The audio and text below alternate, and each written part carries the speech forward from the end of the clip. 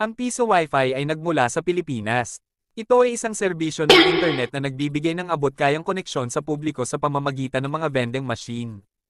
Ang serbisyo ay nagpapahintulot sa mga gumagamit na magbayad ng ₱1 para sa isang takdang oras ng internet. Ang layunin ng Piso Wi-Fi ay mabawasan ang digital divide sa pamamagitan ng pagbibigay ng abot-kayang internet sa mas maraming tao. Ang Piso Wi-Fi ay nagbibigay ng maraming benepisyo sa mga Pilipino, lalo na sa mga hindi makakapagbayad ng mataas na presyo ng internet. Ang Piso Wi-Fi ay may mga sumusunod na kahalagahan.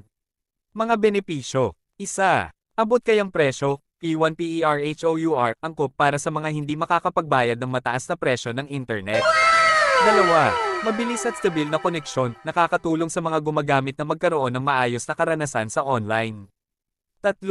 Madaling gamitin, hindi kailangan ng mga komplikadong proseso upang magamit. Ang Piso Wi-Fi ay hindi lamang isang programa, kundi isang pag